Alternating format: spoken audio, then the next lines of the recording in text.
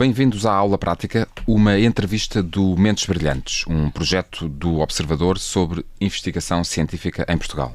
Nestas aulas práticas juntamos especialistas com idades diferentes, experiências diferentes e áreas de atuação bem diferentes. Eu sou o Paulo Farinha e tenho comigo duas pessoas com percursos bem diferentes, um imunologista e uma bióloga marinha. A bióloga marinha é Rita Patrício, tem um doutoramento em Ecologia Marinha pela Universidade de Exeter, no Reino Unido. É atualmente investigadora do CE3C, o Center for Ecology, Evolution and Environmental Changes, da Faculdade de Ciências da Universidade de Lisboa, e desenvolve investigação em tartarugas marinhas e os seus habitats, principalmente na África Ocidental, e já falaremos um pouco sobre isto. E Luís Graça é médico, professor catedrático de Imunologia e subdiretor da Faculdade de Medicina da Universidade de Lisboa. Doutorado em Imunologia de Transplantes pela Universidade de Oxford, no Reino Unido também. Investigador principal do GIM, o Gulbenkian Institute for Molecular Medicine. Foi presidente da Sociedade Portuguesa de Imunologia e da Sociedade das Ciências Médicas de Lisboa e foi coordenador da Comissão Técnica de Vacinação contra a Covid-19. É um especialista em vacinação e tem um projeto particular sobre isso, sobre o qual já falámos várias vezes no Observador e sobre o qual iremos também conversar um pouco hoje.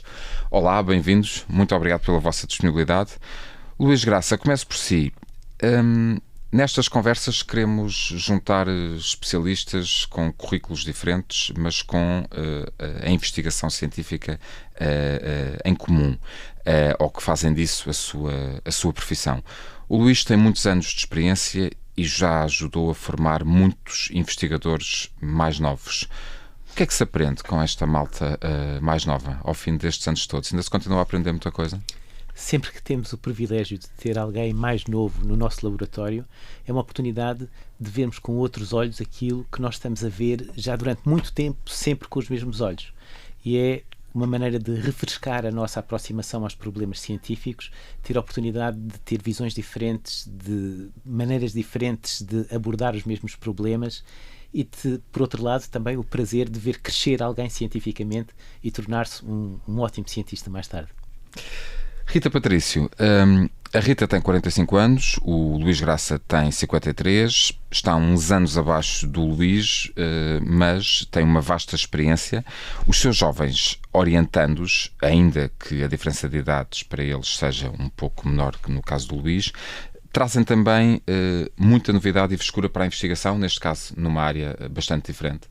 Sem dúvida, tal como o Luís está a dizer, trazem uma nova visão para os problemas, uma motivação incrível e, de facto, vão surgir ideias que são novas, nas quais eu não tinha pensado, os meus colegas não tínhamos pensado e que deixamos, não é? Que possam avançar com essas suas ideias e aprendemos sempre. No caso da Rita, quando é que surgiu na sua vida o interesse pelo estudo das tartarugas marinhas? Quer dizer, de tudo aquilo porque uma bióloga marinha pode enverdar, porquê as tartarugas? Foi um acaso. A minha paixão é a conservação, a biologia marinha. As tartarugas foram um acaso que poderia ter sido outra espécie, sendo que a minha paixão é a megafauna marinha, portanto, animais grandes que estão no mar. E isto aconteceu quando eu estava na Austrália, fazer um estágio após concluir a minha licenciatura em Biologia, em que conheci uma estudante alemã que me pôs em contacto com uma pessoa que tinha trabalhado com tartarugas e a partir daí a coisa encaminhou-se. Entretanto, Austrália, Porto Rico, Reino Unido, Guiné-Bissau, atrás desses gigantes dos mares, já percorreu boa parte do globo. Agora está em Lisboa. E há pouco conversávamos antes do início da entrevista. Estará em Lisboa agora durante uns meses, mas este ano ainda vai à Guiné-Bissau? Vou, sem dúvida. A minha base é Lisboa, mas faço muitas viagens no âmbito do trabalho e a Guiné-Bissau é onde sou coordenadora dos projetos de investigação e, portanto, faço questão de ir para trabalhar no campo e também para reunir com os parceiros, portanto, irei com certeza este ano. Costumo viajar mais, mas agora os alunos de doutoramento têm feito essa parte que também é das mais, a parte mais divertida, recompensadoras do trabalho, sim. E o Luís, como é que Como é que o Luís chegou à investigação? É licenciado em Medicina desde 1995. É especialista em Imunologia, mas a partir de certa altura decide dedicar-se em exclusivo ao trabalho de laboratório e à investigação. Como é que se dá este salto? Tal como a Rita, estas coisas acontecem muitas vezes por acaso. E eu, depois de ter trabalhado 2 anos full-time na clínica, a ver doentes, decidi passar algum tempo exclusivamente a fazer investigação científica, uma vez que uma grande vantagem da formação na Faculdade de Medicina da Universidade de Lisboa é que já desde essa altura havia a oportunidade dos estudantes de medicina terem alguma experiência com laboratórios de investigação científica. Eu gostava de ambas as coisas. E depois... Que não é uma coisa comum nos cursos de medicina? Não é algo que é tão estruturado e tão aprofundado como na Faculdade de Medicina, em que há projetos de investigação com financiamento próprio que os alunos podem prosseguir durante algum tempo. Portanto, é algo que permite ter uma boa experiência de investigação. E eu gostava, depois de ter feito uma experiência clínica durante 2 anos, de ter uma experiência de investigação também durante algum tempo. E o meu objetivo era, depois dessa investigação, do doutoramento, que me permitiria fazer isso, voltar a compatibilizar as duas coisas. Só que no fim do meu doutoramento eu tinha investido esforço a criar modelos experimentais que era na altura em que eles iam dar resultados. Seria um desperdício, depois desse investimento, não colher os frutos desse investimento. E por isso fiquei mais algum tempo. No fim desse tempo, as coisas já estavam muito encaminhadas naquela direção. Já era muito atraente continuar a investigar o novo problema, o novo objetivo, e nunca voltei atrás para a clínica e continuei a seguir a investigação desde essa altura. A metáfora é fácil de fazer, mas não evito. Os olhos brilham quando fala da ciência e da investigação e das novas descobertas que, entretanto, se vão fazendo. A forma de fazer ciência em Portugal mudou muito nestes últimos anos. O que hoje é mais fácil, por um lado, mas mais desafiante quando comparado com os anos em que começou? Mudou muito. Está muito mais profissionalizada, no sentido de estar mais próximo daquilo que se faz em qualquer outra parte da Europa.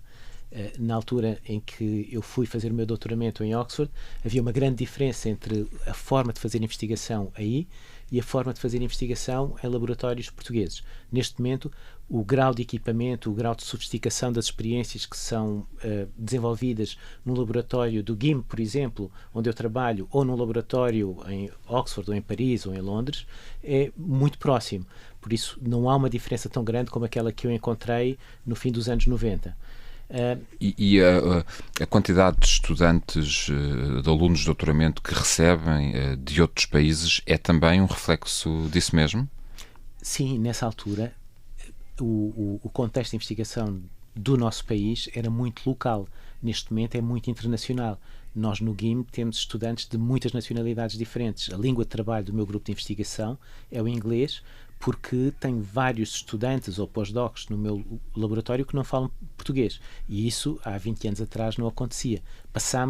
Portugal passou a estar no mundo da investigação científica e passou a ser atraente para atrair alguns dos melhores estudantes e dos melhores pós-docs, tal como outros centros de investigação na Europa. Rita, no seu caso, qual é a língua de trabalho nos seus grupos? É inglês também, e isto porque temos também, por exemplo, agora tenho uma estudante de mestrado que é de Itália, e então a língua adotada comum é o inglês. Mas, apesar de que sim, também concordo que que nós agora estamos a um nível equiparado com o nível europeu, e há uma grande atração de estudantes internacionais, investigadores internacionais, quererem vir para os nossos centros.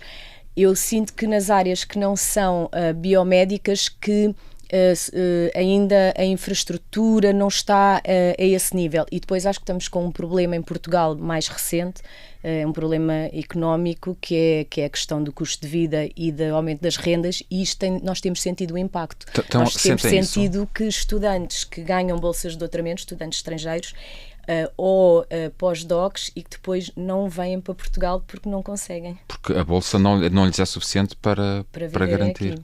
Portanto, infelizmente, recentemente temos sentido isto. Sim.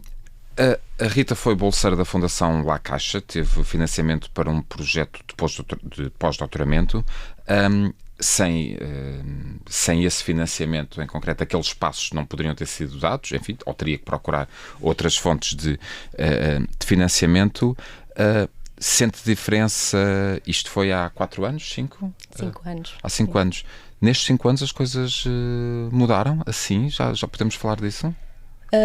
Para mim mudaram de uma forma positiva, eu não tenho razão de queixa. Portanto, o projeto da La Caixa foi muito importante, de facto. Eu passei de uma bolsa de doutoramento na altura para um contrato como investigadora, e é um projeto muito bom, porque dá também financiamento para, não só para salário, mas para atuar na investigação, não é? Portanto, pude contratar pessoas durante aquele período para trabalharem comigo, e tem corrido bem.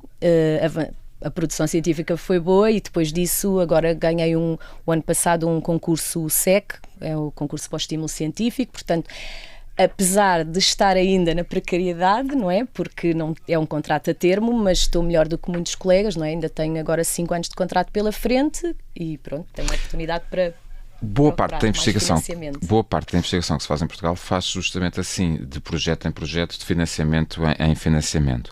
A Rita passa boa parte do ano na Guiné-Bissau. Bem, este ano já me disse que passará um pouco menos, sobretudo no arquipélago dos Bijagós, mas um investigador tem que passar muito tempo atrás de um computador a escrever, a redigir, a preparar projetos, a escrever candidaturas, a apresentar resultados, a concorrer. Como é que se gera essas emoções entre ter os pés na areia, a ver as tartarugas desovar e a registar dados, e depois de trabalhá-los para concorrer, e o tempo que tem que passar atrás de um monitor e de um teclado? Sim, é um grande contraste, mas a parte, no meu caso, não é, que sou bióloga de campo, não é?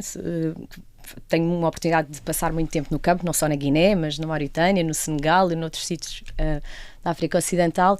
Essa parte, claro, são os sítios onde as tartarugas marinhas, exato, a espécie que acompanha, ocorre nesses países, exatamente, e onde temos projetos. E é fascinante ir ao campo, pela parte da biologia, pela parte das comunidades, da cultura. Portanto, essa parte é fascinante. Mas também é muito boa a parte de estar no computador quando se trata da parte de produção científica. E laboratório, também faço um bocadinho de laboratório, e essa parte eu gosto muito, fascina-me muito, escrever os resultados. Portanto, isso é uma parte da investigação que é interessante, porque é estimulante. Nós temos que estar a ler, temos que estar a aprender coisas novas e depois estar a tentar explicar os nossos resultados para transmitir aos outros. Essa parte é ótima. Parte menos boa, quando entra a burocracia, gestão de projetos, essas partes mais administrativas que têm que ser feitas e que tomam muito tempo, sim, cada vez mais. Luís, quanto do tempo de um investigador é que é passado nestas partes burocráticas? Quando estão a concorrer a um projeto, eu às vezes preciso de falar com investigadores e recebo e-mails out of office a dizer estou fechado, não posso responder porque estou num processo de apresentação de candidaturas. Presumo eu, imagino-os no meio de recolher informações e recolher documentação. São muitas horas para redigir estas propostas e apresentar toda a documentação que é necessária. São muitas horas, mas isso não é uma parte desagradável, porque essa é a parte em que nós materializamos uma ideia. E se nós estamos entusiasmados que vamos conseguir chegar a um determinado resultado, tentar desenhar a melhor estratégia, o melhor plano para conseguir chegar a esse resultado e pô-lo num papel e explicá-lo de uma maneira convincente, de maneira a que consigamos transmitir esta ideia a outras pessoas que vão avaliar este projeto, isto é interessantíssimo. Por isso não dou por esse tempo como mal utilizado. Escrever um projeto de investigação, detalhar a estratégia, é uma forma excepcional de planear aquilo que se vai fazer. A parte burocrática, depois de gerir muitos aspectos de logística, de burocracia, é menos interessante e seria ótimo poder delegar isso para outras pessoas fazê-lo. Mas não é possível, tem que ser o líder de grupo, nos vossos casos, que são ambos? Há certas coisas que podem ser delegadas, não é tão mau quanto isso. Mas em todas as profissões, imagino eu, há certos aspectos que são aspectos fascinantes que nos fazem levantar todas as manhãs e outros aspectos que têm que ser feitos porque têm que ser feitos. Que chatice, tem que fazer isto, é verdade. Hoje é mais fácil concorrer a financiamento para projetos de investigação do que era quando o Luís começou, há uns anos? A taxa de sucesso é muito menor. Ou seja, uma pessoa que está a começar agora com o seu próprio grupo de investigação tem que estar preparada para uma frustração simultânea. Eu tenho tido a sorte de ter tido projetos aprovados, mas mesmo assim, se calhar tenho tantos projetos recusados como projetos aprovados, o que não é o que é típico na investigação científica. É algo que tem alguma frustração. E essa frustração tem vindo a aumentar porque a frequência de aprovação, a percentagem de projetos que são aprovados em cada concurso, quer em Portugal, quer na Europa, quer no mundo inteiro, tem vindo a reduzir-se. Porquê? Eu julgo que tem a ver com o facto de dois fenómenos. Primeiro, o número de investigadores tem aumentado no mundo. Em Portugal houve um grande esforço de aumentar o número de doutorados, o número de investigadores a fazer investigação. E o aumento do financiamento não tem acompanhado o aumento do número de investigadores. Logo, aquilo que os investigadores pedem, uma vez que o número de investigadores aumenta, não aumentando ao mesmo ritmo o valor da verba disponível, isto cria uma disparidade. Por outro lado, o custo da investigação também tem vindo a aumentar significativamente. Estamos a fazer progressivamente experiências pelo e equipamento a que recorrem, pelos reagentes, a tecnologia, o avanço de tudo isso tem feito com que as experiências são mais caras. O custo da investigação tem aumentado e isso também se reflete nas necessidades e na dificuldade de acompanhar estas necessidades de investigação. Uma colega sua do GIM, com quem eu conversei há dias, neste mesmo contexto, nas entrevistas à aula prática, a Luísa Figueiredo, especialista em parasitologia, falava-me de uma urgência que os investigadores mais novos sentem por vezes em terem resultados imediatos, que notam um pouco de diferença nas gerações mais novas, talvez um bocadinho menos de paciência ou fruto dos tempos em que vivem, em que tudo está muito mais fácil e em termos de obtenção de resposta rápida, graças à inteligência artificial e por aí fora. Sente também isso com os seus alunos? Paulo, acho que esta pergunta é fantástica porque eu senti isso. Vindo da medicina, onde eu sentia um resultado imediato da minha ação, quando eu estava nas urgências e falava com um doente ou tratava com um doente, havia um resultado imediato da minha ação.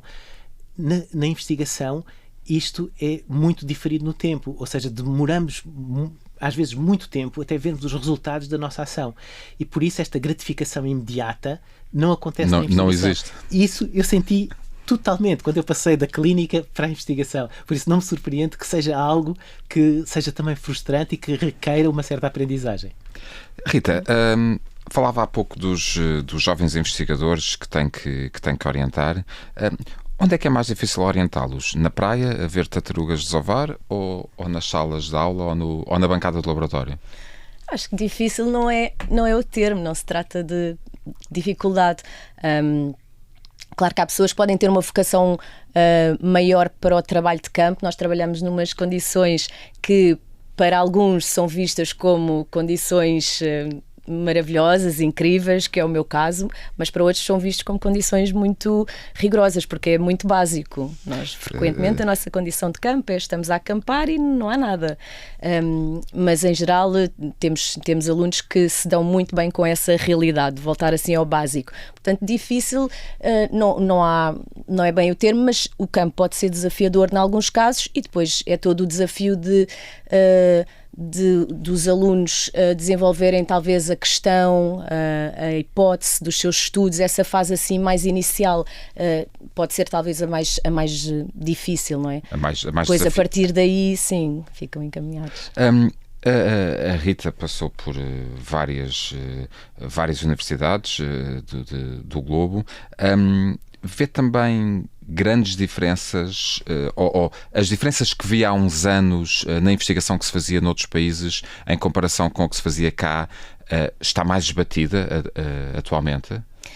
A minha primeira experiência em investigação, depois de um estágio muito breve na Austrália, foi quando fui fazer o mestrado na Universidade de Porto Rico.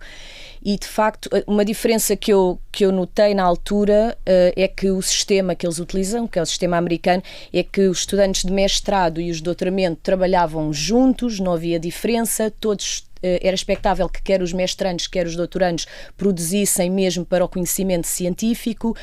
A única diferença é que um mestrando fazia uma tese mais curta e, portanto, produzia menos artigos e o doutorando algo mais elaborado. Cá há uma diferença, há uma diferença de níveis. Um estudante de mestrado é raro, às vezes, ter o que nós chamamos de produção científica. Muitas vezes é ali uma etapazinha pós-licenciatura, e enquanto que lá não havia mais igualdade. E na Universidade de Exeter, eu diria que já, quando depois fui para Exeter fazer o doutoramento, em relação ao que nós fazemos cá, acho que, tal como o Luís referiu há pouco, eu não noto diferença. Acho que estamos ao mesmo nível, a nível de investigação, de qualidade de investigação, de pessoas, acho que estamos ao mesmo nível. As falhas que podemos apontar tem a ver, de facto, com que ainda falta esse aumento no financiamento, ainda estamos abaixo. E, de facto, como há mais investigadores, tem havido uma evolução, nesse caso, muito positiva na formação de doutorandos em Portugal. Mas há menos também há dinheiro mais competitividade. Para distribuir por mais pessoas. Exato, há muito mais competitividade. E só em relação aqui à pergunta os agora os investigadores mais novos, certo. E eu se calhar já sofro disso também, não é? Quererem os resultados mais rápidos. Isto também tem um bocadinho a ver de como a ciência, com a competição e como nós somos avaliados, porque a produção de artigos continua a ser o marco mais importante para avaliar a carreira do investigador, e para os alunos é essencial para eles poderem se candidatar às bolsas de doutoramento, para depois às bolsas pós-doc, etc. E então há muito menos tempo para fazer tudo isto, não é? E essa produção científica é essencial, porque é revista pelos pares e garantir que há publicação, que não há. Esse momento é um momento de muita pressão sobre eles? Sobre vocês, na verdade, porque os orientam também? Sim, na verdade é. E, por exemplo, para mim também é neste momento, não é? Porque eu ainda estou com um contrato a termo, portanto... Todos, não é? Eu sou avaliada pelos meus artigos e conforme a minha produção científica eu conseguirei projetos futuros, eu conseguirei um contrato futuro, até eventualmente ter um contrato permanente. Portanto, sim, existe essa pressão. É o que nós gostamos de fazer, de facto, sem dúvida, mas sim. Mas com umas condições ainda um pouco diferentes. Luís Graça coordenou a Comissão Técnica de Vacinação contra a Covid-19 e tem um projeto que foi financiado pela Fundação La Caixa, ao abrigo do concurso Health Research, para aumentar a eficácia vacinal em pessoas mais velhas. Estamos em época de crise, estamos a gravar esta nossa conversa no início de janeiro. Os alertas dos médicos vão no sentido de mantermos os idosos longe dos hospitais, a não ser em caso de extrema necessidade. As notícias recentes dizem-nos que o socorro está com graves problemas. Se tudo correr bem com o seu projeto, daqui a 10 anos, e como dizia há um ano no Observador, quando no projeto que temos com esse mesmo nome, se tudo correr bem daqui a 10 anos, as vacinas do futuro vão ser mais eficazes, vamos vencer melhor picos de gripe como esta que estamos a viver? Neste momento estou ainda mais confiante do que há um ano atrás. Não tenho qualquer dúvida que a evolução tecnológica das vacinas está a fazer com que as vacinas estejam a ficar cada vez mais eficientes para melhorar ainda a eficácia nas pessoas que ainda podem beneficiar dessa eficácia. E eu quero ser muito claro nisto, porque vivemos num tempo em que existe um grande ruído e muita desinformação em relação às vacinas. As vacinas são muito eficazes para toda a população, salvam muitas vidas anualmente e salvam os hospitais de uma avalanche de pessoas que, estando vacinadas, não necessitam de recorrer aos hospitais de uma maneira tão frequente. Contudo, essas pessoas idosas que muito beneficiam das vacinas atuais poderiam beneficiar ainda mais se as vacinas tivessem uma efetividade ainda maior. Neste momento já foram introduzidas no nosso país vacinas mais eficazes para idosos do que aquelas que estavam disponíveis na altura em que eu submeti este projeto ao La Caixa. E isto demonstra que existe uma evolução e uma trajetória nessa direção. E aquilo que está em desenvolvimento neste momento deixa-nos otimistas em relação ao futuro. O Luís estuda o sistema imunitário há 30 anos. Porquê é que o tema das vacinas continua a suscitar ainda tanta desinformação. Bem, se calhar nos últimos anos, enfim, as redes sociais, para o bem e para o mal, contribuem, ajudam numas coisas e desajudam muito noutras, mas tanta desinformação, tantas hesitações, tantos receios, quando existem evidência científica dos resultados das vacinas. Porque é que, na redução da mortalidade em várias doenças e na melhoria da qualidade de vida, porque é que isto continua a ser um tema? Honestamente não consigo compreender. É algo que tem acompanhado a vacinação desde o início. Sempre houve um grande obstáculo à vacinação, porque é uma intervenção em pessoas saudáveis, e a minha única justificação é que o facto de ser uma intervenção em pessoas saudáveis para prevenir algo no futuro que pode ou não vir a acontecer, suscita a ideia de uma menor necessidade do que tratar uma doença que está ativa naquele momento, em que, naturalmente, se uma pessoa está em sofrimento e que toma um medicamento para reduzir esse sofrimento, é muito claro qual é o benefício dessa intervenção. Enquanto que na vacina, como é uma pessoa saudável que está a ser prevenida para o futuro, essa clareza em relação ao benefício não está à frente dos olhos de cada um de nós.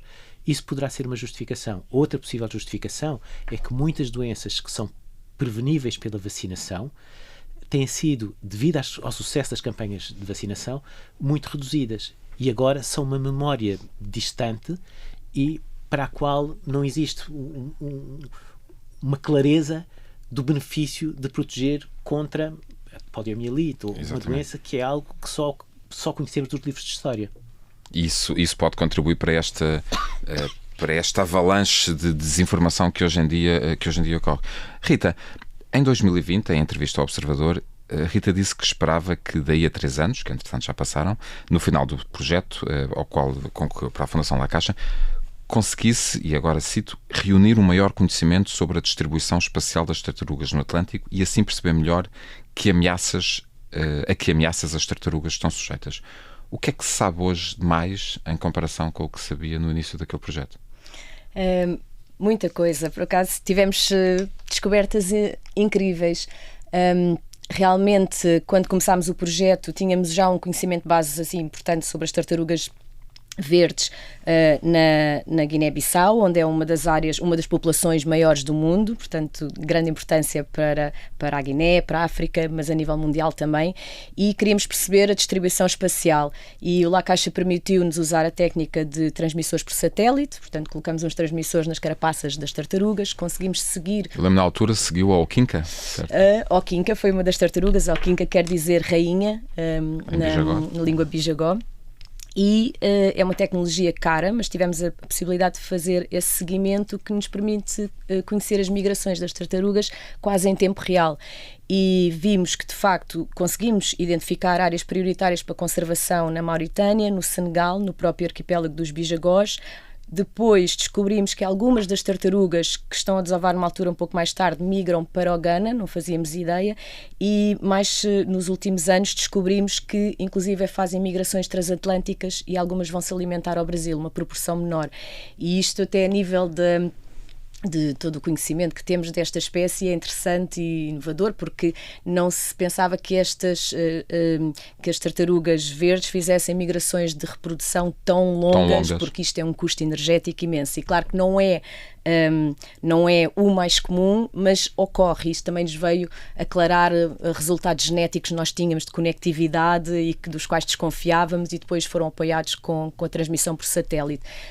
E pronto, e agora também alargou a nossa rede de trabalho e vai-nos permitir melhorar o nosso conhecimento de facto das ameaças em cada um desses locais, porque com espécies migradoras e que usam habitats tão dispersos, nós não conseguimos fazer uma conservação eficaz se nos focarmos num só habitat. Daí a importância de conhecer a distribuição.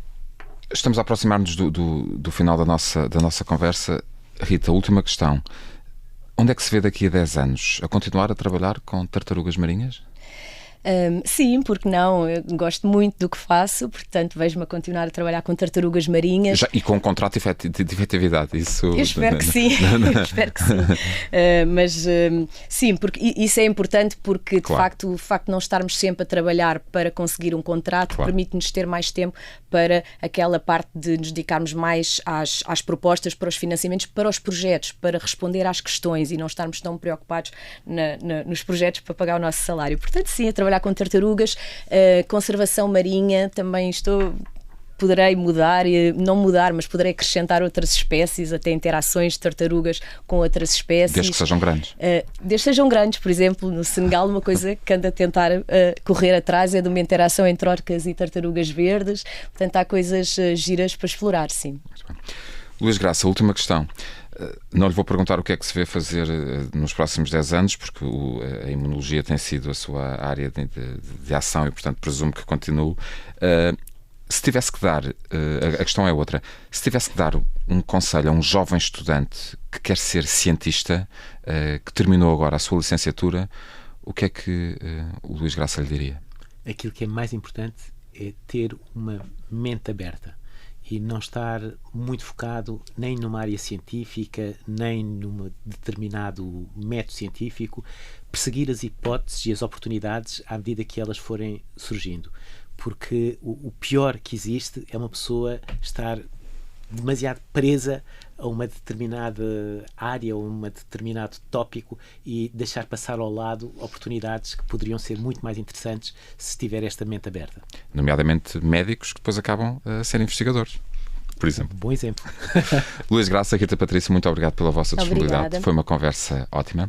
Foi mais uma aula prática do projeto Mentes Brilhantes sobre investigação científica que se faz em Portugal. Até à próxima.